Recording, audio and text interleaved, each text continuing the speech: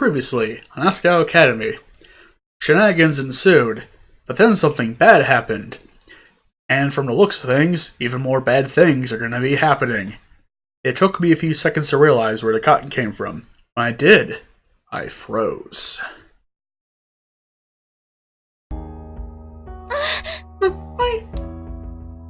John turned to be panting. Why the hell did you let out of its box? Mr. Bunny! Mr. Bunny lay on the floor, ripped to absolute shreds. If I hadn't had him for so long, I never would have been able to guess the tattered pile of cloth was him. The only recognizable part that remained was a patch containing a single button eye. I picked it up, hands trembling. Am I? Tears slid down my face. I bit the inside of my cheek, taking deep breaths, trying very hard to stop crying. It was my own fault after all, and it was only a bunny. It was only a bunny. It was only. Yeah, I'm not repeating that. I sobbed into the tattered piece of cloth. John's eyes wide, and he flailed uncomfortably.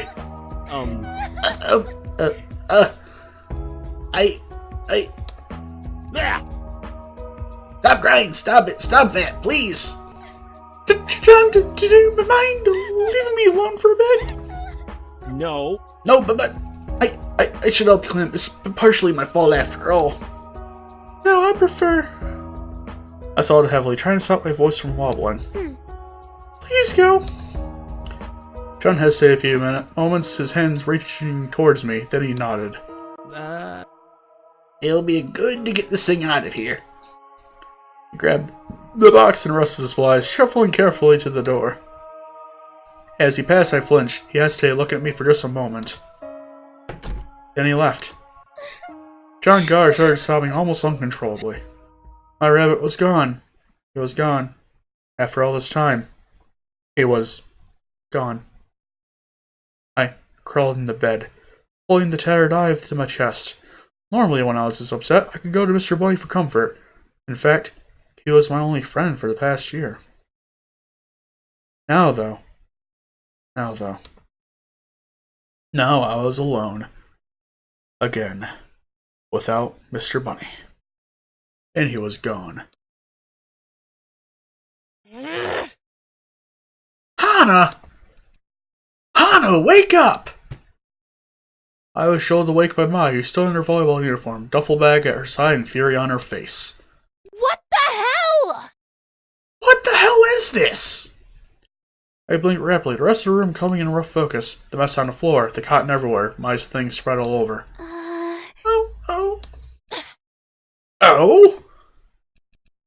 Oh, is that all you have to say? I hung my head, trying to keep tears from streaming down my face yet again. My eyes were raw enough as it was.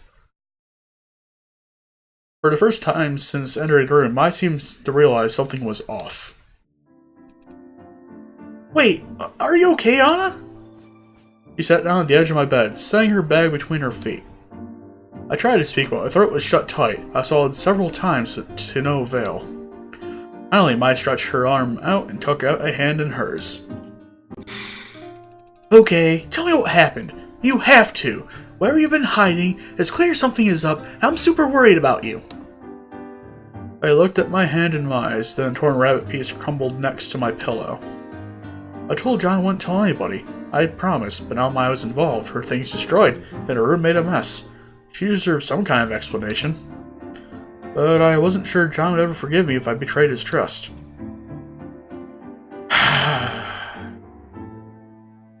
Okay. I hope Hana has the brains to find a way to not tell her the truth by evading it. Because I don't think I should tell her the truth. Because, well, we know how in previous routes that I've played, in particular PBG's route and in Paul's route, there was always a scene where like everybody could hear you if you said something too loud.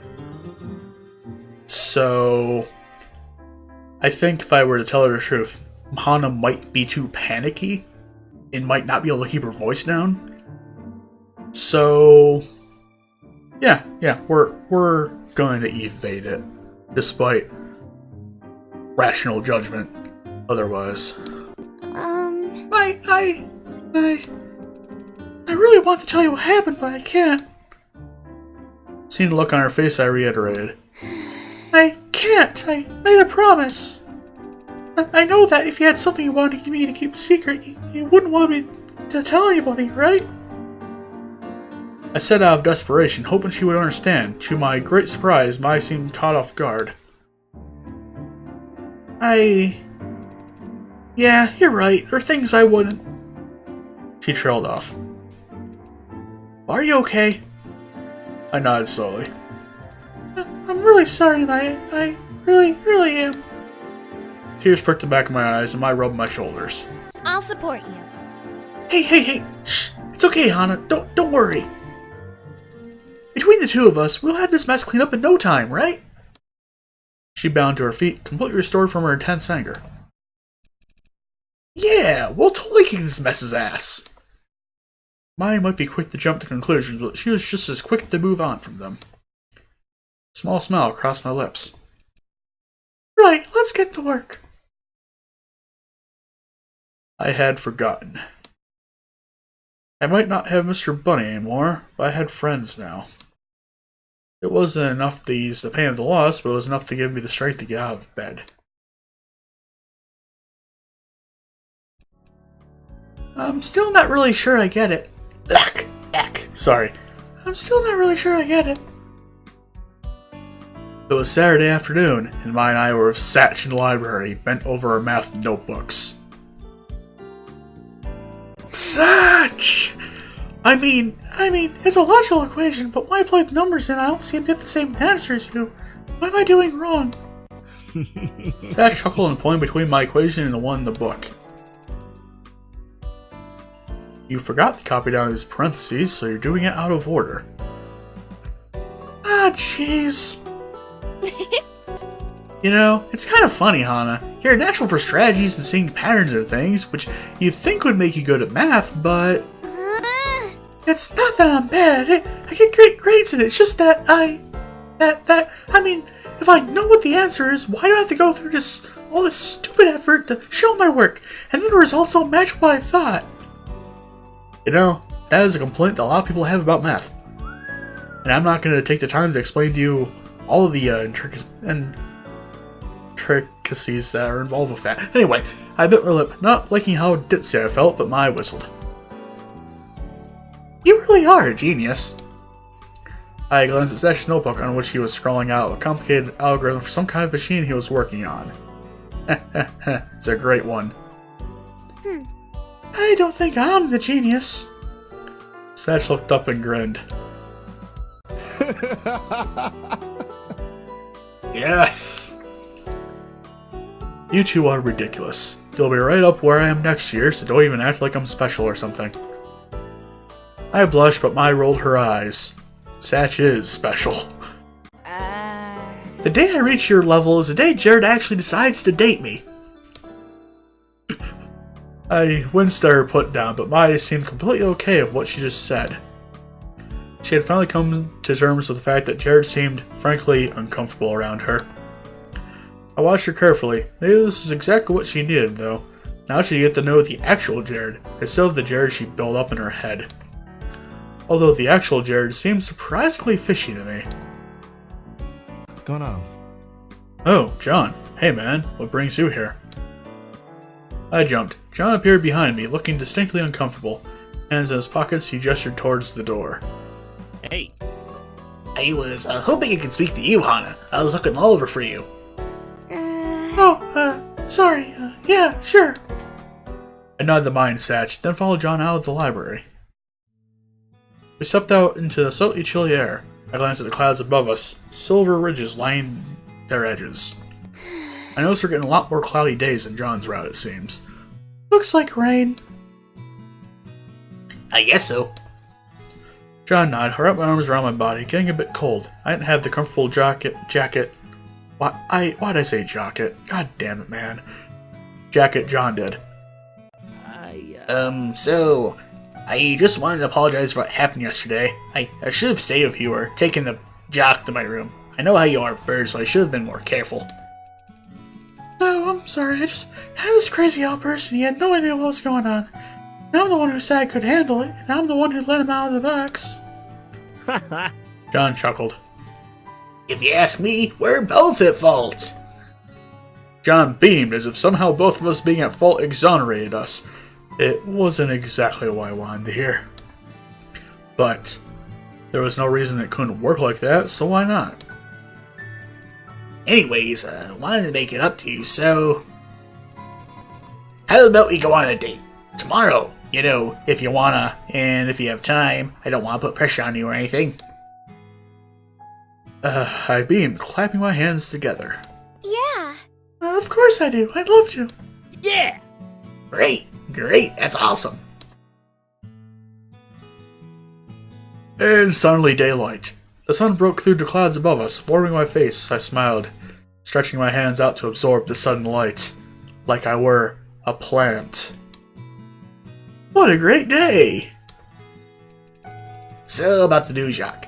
I'm getting a little nervous. He's a really antsy bird, way more than I anticipated. He's just not as predictable as Jacques was.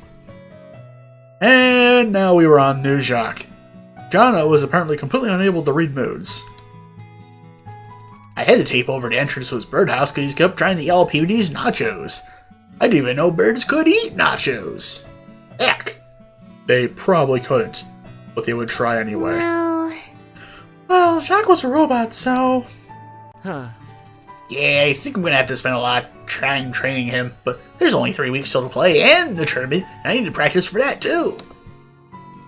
I'm starting to get a little worried, is what I'm saying. It doesn't help that I procrastinate the heck out of these kind of things. The more important, the worse it is. Heck. Would it help if I trained him too? Then we could have time off to do homework or practice or whatever. John glanced at me in surprise and chuckled.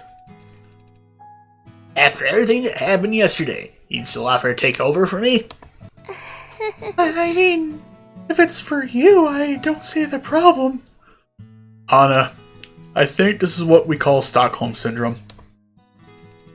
Maybe if we work together, we'll even be able to teach him the old Jock's robot voice. I don't think that's gonna happen. Oh man, that's a huge weight off my chest. Thank you so much, Hana. John stepped forward as if to hug me, then stopped. Anyways, I gotta head back. Scene painting's happening today. I'm supposed to supervise. Last year, they painted boobs and penises all over the set, so... John is a very blunt man. Right, go ahead. See you later. I'll come pick you up tomorrow, so be ready. John jogged off towards the theater. I cut my hands around my mouth. And don't you dare dress like Malkovich! John waved at me. Whether that meant he wasn't going to, though, I didn't know. With joy bouncing on my stomach like a squirrel on too much caffeine, I darted back into the library, intent on finishing my homework before next day. Yeah, we met Malkovich yesterday, too, weirdly enough. It took me several hours to finish all of the homework I accumulated over the past week. So much happened, there was so much process that I had almost no energy left over to do my work. But my impending date with John gave me the vigor I sorely lacked. Smiling, I boxed my final answer on my math sheet. I'm done. I stretched my arms to the sky as the door opened. Hello. Hi, how are you? I'm good. How are you? You're so cheery today. Is it about what John wanted to talk to you about? We're going on a date tomorrow. I'm so happy. Instead of the joy I expected, Mai's gaze shifted away from me. She looked almost upset. Is it not a good thing? What? No, it's great. I'm glad you're going on a date with John. I know how much you like him. I think. It's just that, well, after you and John left, Sash started asking me some questions. He wanted to know whether John was still practicing for the tournament. Apparently, he's been skipping out on practice and hasn't been helping anyone prepare. He's told him that he's really busy with the play, but the other guys feel kind of screwed over. He's one of the founders, after all. If he's not putting the time in, why should any of them? But that's not fair. It's not? If you and John don't want to tell people what's going on, that's your decision, but then you can't be upset when people see your behavior and make assumptions based on what's there. I don't know what's going on, but John is slacking off, that's the truth. John's working really hard right now. He's got his hands completely full. Full enough? Full enough that he has the time to go on a date with you? But that's not fair. I'm just saying, this is what it looks like on the outside. The other guys are getting concerned. I told you, and now you know. You can decide what to do with it. What I should do with it? Huh. You know, I am not sure what the implications for either choice are at this point, but I guess we could keep trying to get him to be less stressed. I mean, that seems to be what Ha's been trying to do this whole time, whether poorly or not so poorly. I guess I could try to get him to be less stressed. I'll try to get him to loosen up a bit. He's really swamped, but maybe I can do something to help. Bingo. That's the spirit. It might be a rough conversation, though. Why not just make it a comment? Wait, why not just not make it a comment? When you see an opportunity for him to go a bit easier, tell him then. That way you don't have to spend all your time with him angsting about it. That's no reason not to be excited for your date. If John should be spending his time elsewhere. You don't understand boys at all. If you're important to him, he'll make time for you. If anything, this is a great sign. You think? Uh-huh.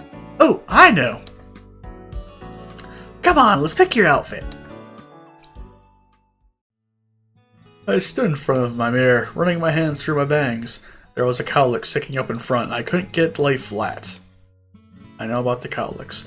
John would be here any minute, and I didn't want to spend my entire date worrying about my hair. So, can I ask you something? Sure, shoot. No, don't actually shoot. You like John, right? Yeah, I guess I do. Okay. But, like, why? What? What? I shot her a look, unsure of what she was trying to get at with this. Might held up her hands in defense. Okay, hear me out. I mean, the past few things you've told me about him haven't been particularly romantic, and every time you guys hang out, you seem to get stressed or worried. I just want to make sure you actually like the guy, and it's not some kind of crazy crush gone awry.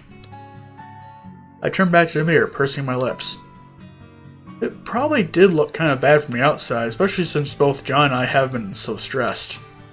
And John did say the wrong thing a lot, which could probably be taken as actual inconsideration, like he was trying to hurt my feelings on purpose or something.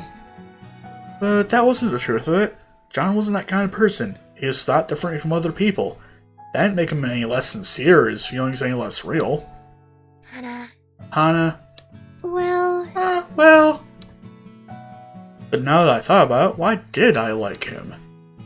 When I tried to think of a reason, I just got happy feelings in my stomach and images of John and Jacques together. I couldn't actually verbalize it.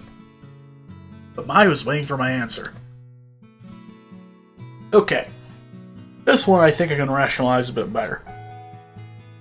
You just thought in your head about why things look bad on the outside, and you pretty much mention about how he blurts out things and all that stuff. I think you'd be making it look worse on the outside if you mention that particular point to Mai. So we're not going to say, oh, he's blunt. I think we need a little bit more time to consider our actual reasoning for it. Or at least I think it would signal to Mai that we don't quite have an answer for her yet, but we'll answer it later, I think. So, well, about that, I didn't want to say something I would regret or that I didn't mean, so instead I started like an idiot. If I couldn't think of a reason for liking him, did that mean I didn't sincerely like him? Was this some kind of crazy infatuation? Was I more in love with love than with him? I was content with not saying the extent of our feelings. now really didn't seem like the time to add more to either of our plates, but maybe that was a bit calculated on my part. I wasn't even sure what the extent of my feelings were, and if that was the case for me, could it be the same for him? Now, was it more likely that he was trying to take advantage of me in some way, just because I was being kind to him? Well, if you need time to think about it, that's okay. There was a knock on the door. My savior!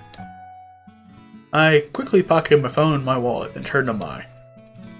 We can finish this conversation later, Mike. No, back! Later's not in there. We can finish this conversation when I get back, okay? bye-bye. Okay, have fun. Well, he's not dressed as Malkovich. That's a good thing. John stood in front of my door, beaming as usual and holding roses? Hey, Hey, I got these for you. Oh, wow, thank you. I took the bouquet of roses from his hands, staring into the curled blooms. I never forgotten the flowers before, and I didn't really know how to accept them. My parents own a half-flower shop, after all. I was usually the person selling the flowers, not the one getting them. I didn't own a vase, so I didn't have anywhere to put them. 1 second. Oh, back already? Whoa, nice roses! Yeah, John brought them for me. Putting the moves on you, eh? But I didn't know you liked roses. Yeah. I searched my face. You don't, do you? It's just that so many people came to my parents' start getting token roses for their partners, giving all my parents on Valentine's Day when there were none left because they get in trouble. There was no thought in it, so it didn't seem like a meaningful gift to me. But at least he's trying. Anyways, can you find a place to put these? Uh-huh. Sure. Go on, get out of here.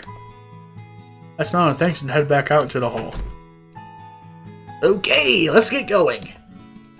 Right, where are we off to today? Well, I thought a lot about it, and there's this crazy good restaurant in the mall. I made reservations for a romantic candlelit meal for 2. A candlelit dinner. For lunch.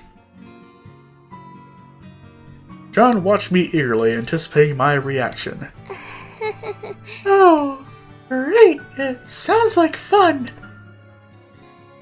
He grinned broadly, pumping his arm as if he'd just won a game or something. I chuckled quietly to myself.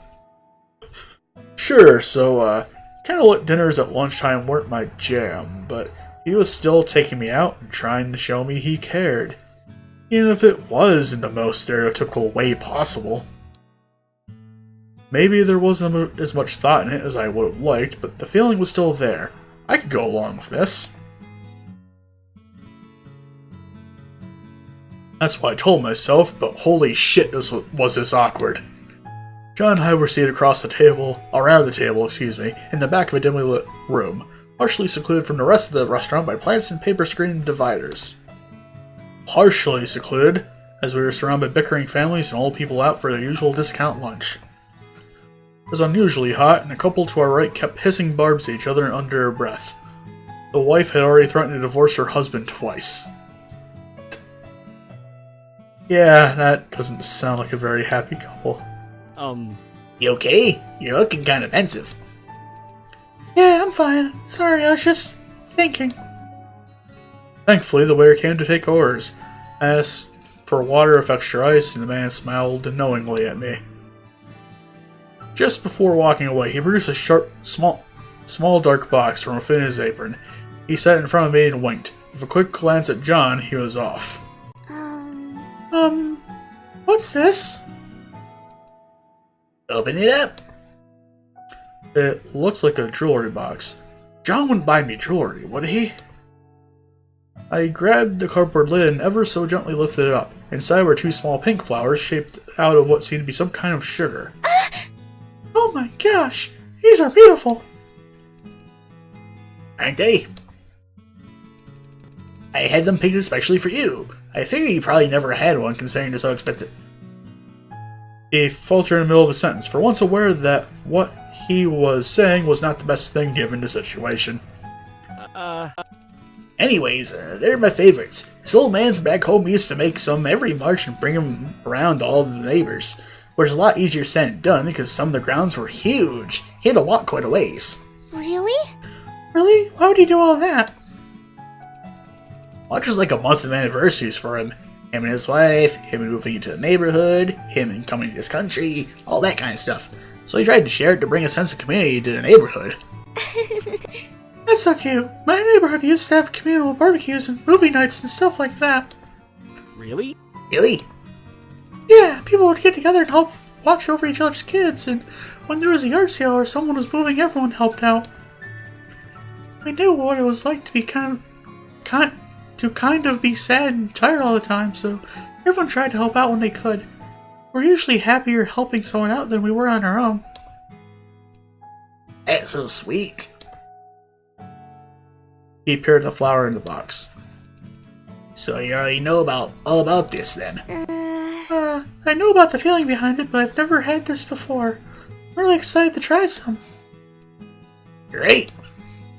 He leaned towards me, resting his chin in his palm. His eyes stared deeply into my own, watching me intently. Did he expect me to eat it now?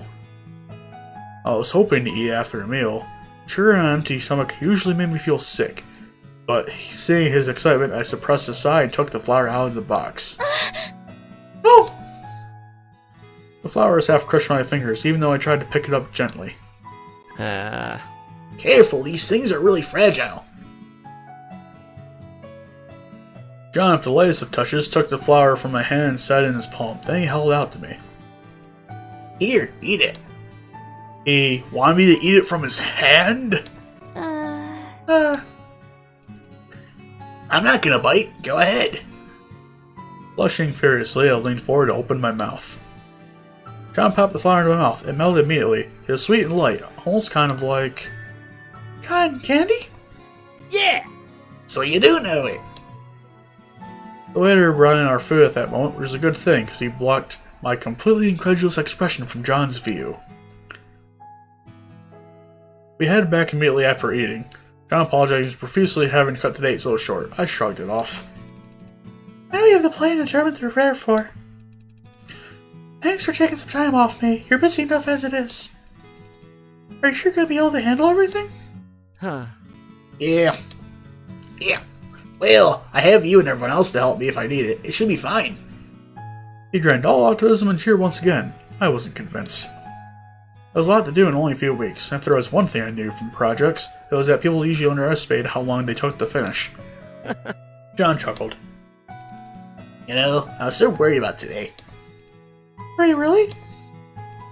Oh yeah, totally. I've never been on a real date before, and I had no idea what I was supposed to be doing. Never been on a real date, huh?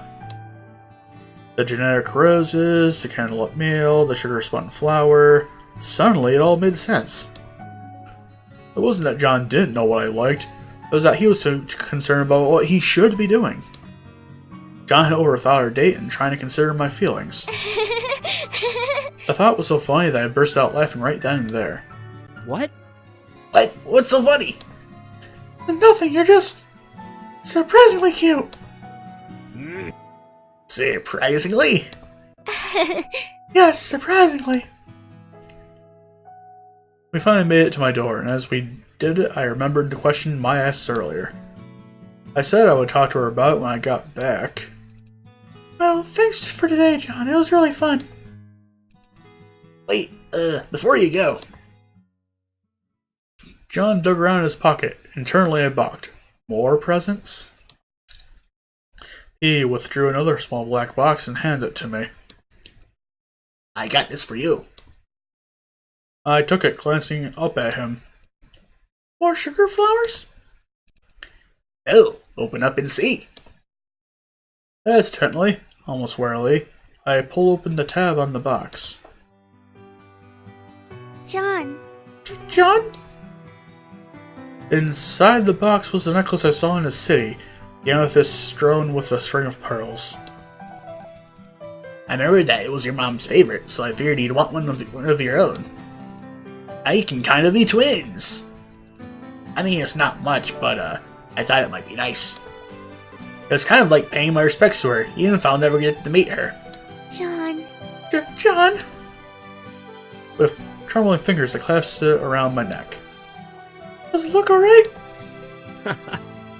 Definitely, you look beautiful. Heck! Your mom be proud. Oh, God. Hi. Ah! Oh god, oh no, why are you crying? Did I do something wrong? Did I overstep my bounds? Oh my god, stop crying. Holy shit, please stop. What do I do? I pull him into a hug, burying my face into his shoulder.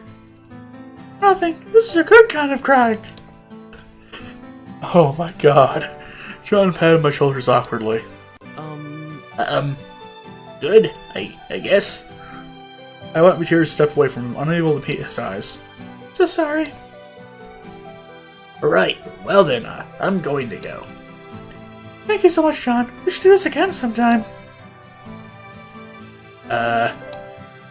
Yeah! Yeah, definitely.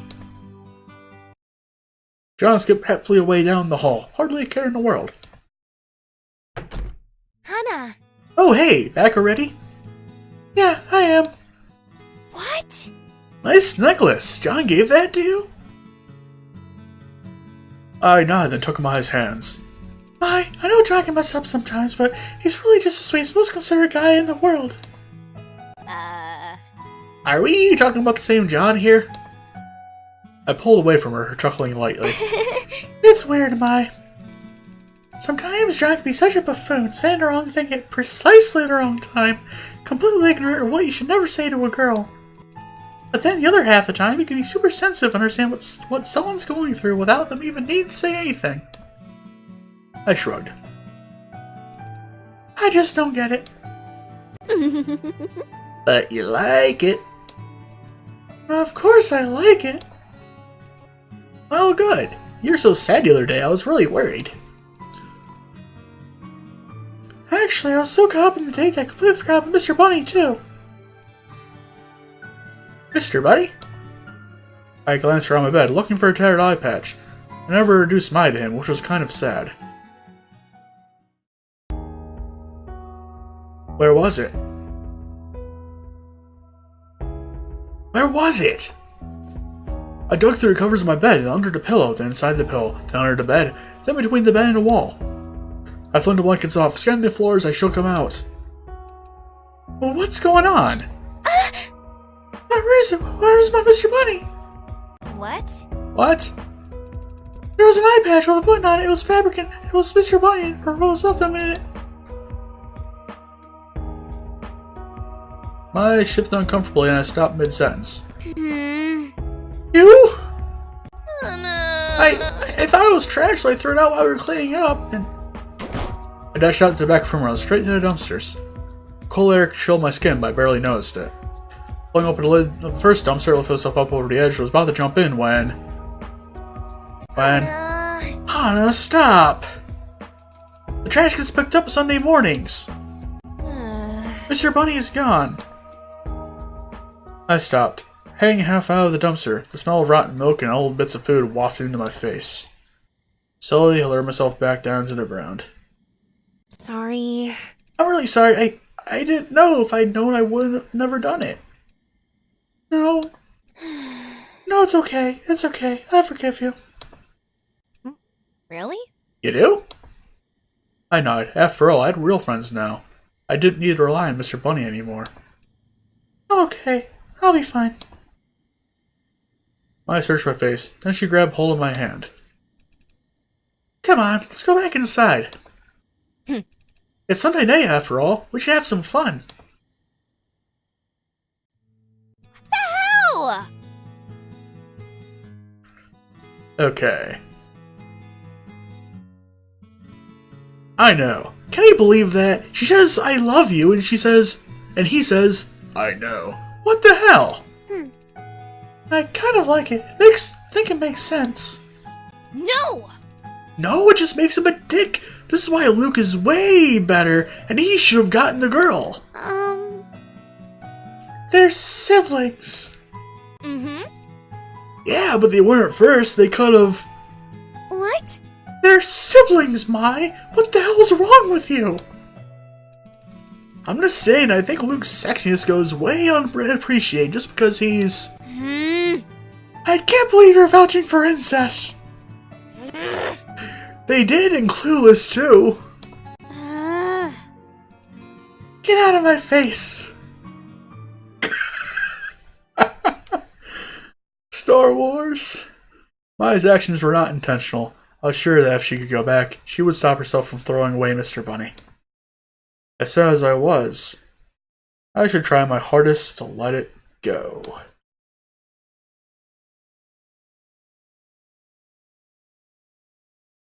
And oh, we're in Chapter 4. We get Mild Surprise and Smiling John. Okay. I think we're going to end off here for this day's episode. In case you like it, be sure to like, comment, subscribe, and I'll see you all later. Ciao.